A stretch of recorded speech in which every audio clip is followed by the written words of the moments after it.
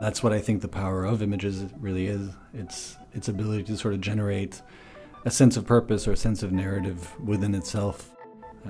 It's looking at something that doesn't necessarily have a beginning or an end, and you really have to put meaning into it from yourself. Each image that's shot really has to fit into something of a bigger picture. I can't take an image for a film without knowing what the scene is, or make an image for a scene without knowing what the rest of the context of the film is. Everything needs to fit together, and that's why I like film in general. I think there's a bigger challenge there to know how to construct something with meaning and purpose, and knowing what serves the story over anything else. I came from the narrative side. I grew up in this industry doing, no budget music videos that were, predominantly narratively driven.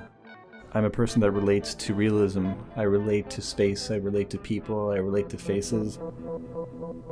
I really enjoy walking into a room and really feeling it out. I look at how the light falls the way it is. I don't go in thinking what I can change this to. I don't go in thinking what other options do I have necessarily. I'm not a person that likes to light a part of a space. It needs to be the same thing. It needs to be lit as a whole. And the dark areas will be dark and the bright areas will be bright. And if you want the person to sit in the bright spot, then put them in the bright spot. I think it's one of the sort of beauties of film and film in this way is you can allow talent to move around freely in some ways and use the space as a part of their performance or part of the scene. I think it's quite important, and I've had a lot of experiences where people get afraid of putting talent in shade or putting faces in darkness or not being able to see the eyes. And I think you can leave things in some kind of sense of mystery or leave it up to the imagination of filling in the blanks. What you leave out of your frame is just as important as what you put in, depending on what the space is. Letting actors move into the frame or out of the frame, leaving it empty. I think those things are powerful tools that you as a cinematographer, a filmmaker, or a storyteller can use.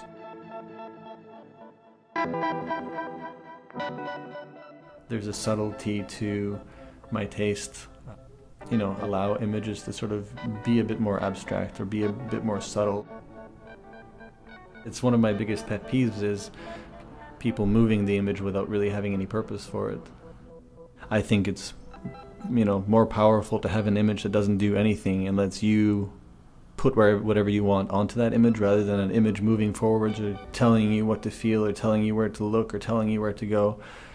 I always like a static frame, and I always like a zoom over a dolly. It's just one of those things where I think the simpler the better, and the more you as an audience or a viewer can do yourself, the better.